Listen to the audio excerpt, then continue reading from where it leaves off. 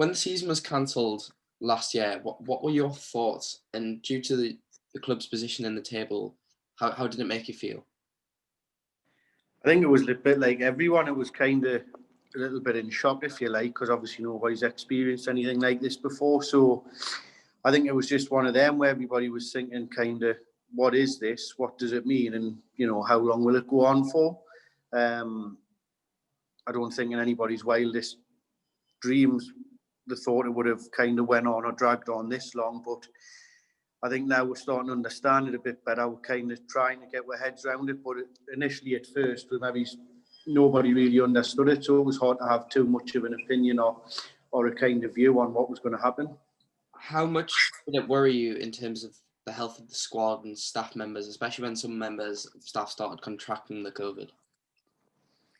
That's when I think it kind of hit home. I think it was, I think everybody was aware of it and knew the risks involved and everything. But until it actually physically started happening to people that were new, you know, maybe his family members, parts of the squad, staff around the club, you know, volunteers who give up their own time, if you like. There's a wide range on the age group from playing staff to kind of people that give up their time, the volunteers. So it was a really tricky one, trying to get your head around it, and you know, just trying to realise this is real. You know, it's something that is affecting people, and I guess when it starts to happen close to home, it kind of makes you think more. And certainly not that we didn't follow the rules as best we could, but I think in Ion got pretty impossible to have a football game and run team talks and half time and warm ups and actually being on the pitch. It was pretty much impossible to socially distance, you know, through all of that. So with the abrupt end, do you think in some ways there was a positive that it allowed you to maybe plan for the season ahead, or was it all negative based? No, I think it's, in terms of football players and football managers, I guess you want to play. That's what we're in it for. So, you know, you get long enough in the summer, or I think even a week between game to game sometimes is long enough to plan for the next game. But certainly in the summertime, you get long enough. So, no, I kind of didn't. I certainly didn't take it as a positive that, you know, we were on a good run. We were winning games. I was learning more and more about the lads, the squad, what we were good at, what we probably weren't so good at, what we need to improve on. So, no, in terms of that side of it, it was a complete negative that the season sort of ended prematurely. How would you react if this season was cancelled again and was declared null and void?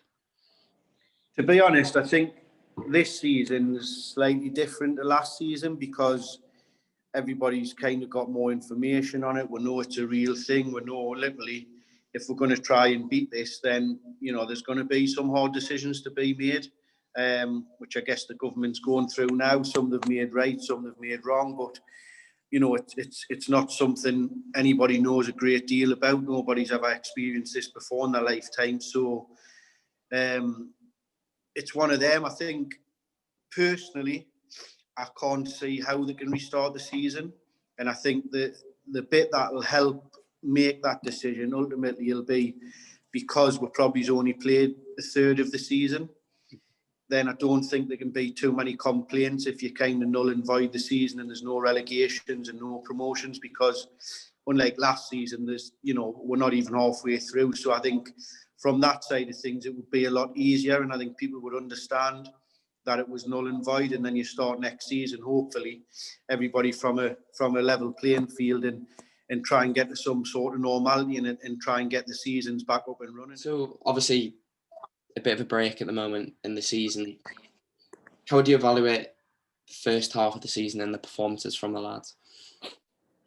I think we started off really bright. I was happy. I was happy going into the season with the squad we had. We played quite a few pre-season games, and on a whole, I was pretty pleased with that and positive. And we play a certain way, we play a certain shape, and we kind of stick to that. So it gave us an extra 2-3 months working with the lads before we started the season, you know, working on the way I like to do things and shape and everything. So, yeah, I was pretty pleased with it. It was just probably, I would say, the last month 4 or 5 games we had players missing with injury, a lot missing with COVID, self-isolating, and the results tailed off. But I'm kind of not reading too much into that, although it was disappointing. I'm not reading too much into it because I know what kind of, I think one of the games I was just looking through the injury list and people that were self-isolating with COVID, and we had 8 of what you would call starting 11. We had 8 missing for more than one game. So although I didn't want the break to be ultimately as long as it has been and possibly writing the season off, I was a little bit pleased that it was off, because we did have a couple of long-term injuries. Mix that in with the COVID and stuff, we were on the bare bones. How much do you think this team has improved in comparison to your first season in management, or your first section of management for Wycombe? I think we've improved really well. I think it's from when I first come in, I got a reaction which can kind of paper over the cracks, if you like, because I think you get that. Most managers get that when they go in. The good thing for me is we're kind of kicked on again, and we just changed the mentality of it. It's not okay to lose, and you should be upset if you get beaten. Trying to drill that into the lads that training's important. I think before I come, stuff I heard again, I don't really want to comment on other regimes and that, but it was like training wasn't really taken serious and stuff, whereas where I come from, you put the work in and then on a Saturday things are a lot easier. So I've tried to install that into the group of players we've got and everybody around the place and that. So I think in terms, not just as a team, as a club, I think we've come on sort of leaps and bounds since we took over last year. What games have you been most impressed with, and why? There's a couple of people mentioned this to us before, and it's a hard one, because sometimes if you go and beat a team 4-5-0, it looks from the outside that's a really good performance, which obviously it is.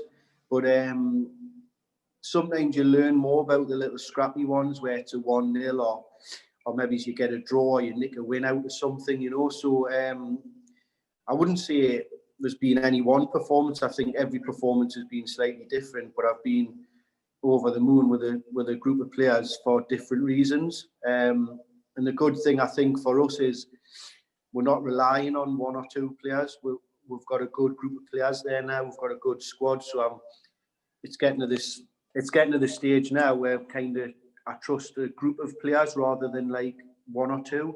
So yeah, I think I look at every performance and I try and take the positives from it. If you could pick one game, what would you say? I think one of the most pleasing games where it wasn't, I don't think we've done it for 90 minutes, but I think I think it was Gisborough at home. I think the first half performance was really good. We started quick. We got, I think it was 2 or 3 goal lead by half time. Then, as expected, Gisborough, they're a good team. They picked it up in the second half, and we were kind of under the cosh for a lot of that half. But I just seen a good change in the team where we weren't going to score 5 and 6 games and jeopardising the win. We knew if we were sensible and we're seeing the game out, we'd win the game. So I kind of got 2 different performances from the team. First half where we really went at it. Second half we possibly were a little bit more defensive, but it proved that we can do both sides of the game. So I think I would probably pick the Gisborough game if I was pushed. What of weaknesses that you're looking to work on before or if the season restarts again? Yeah, I think that, to be honest, no team's perfect. So whilst I'm happy, there is stuff that internally I want to work on. I want more clean sheets, and that comes from the full team, the full squad and mentality again. And I want to score more goals, or at least create more chances so the forwards are getting the service, But I guess that's always a work in progress. It's not something that you just, you work on a little bit and you've cracked it. I think it's kind of an ongoing thing. So again, defensively, I would like to tighten up as a team, and going forward as well, I'd like to create a lot more chances. Is there anybody that you've been surprised or impressed by significantly this season? I think when you come in starting the season, you always have a picture in your mind of how things will go and who's going to do what. But I can honestly say again, I don't generally like singling players out. So, you know, it's not my style, but I can honestly say I've been impressed by every single player in the squad, and that's not just the starting 11. I've had lads that, you know, weren't in the team for whatever reason for 3 or 4 weeks, and they've come in the team and they've kept their place. So, no, I've been pleased with every single one of them. Obviously, there's a couple of areas we want to strengthen in and get a bit strength in depth, if you like. But in terms of what I've got and what they're doing for us, I couldn't single anybody out, to be honest with you. Whereabouts do you reckon you're looking to improve your strength and depth in? Which areas? I think it become apparent that, you know, we had a couple of injuries at the back and we were really short, so we have a back four and we don't have much cover. So I would like to get something in there.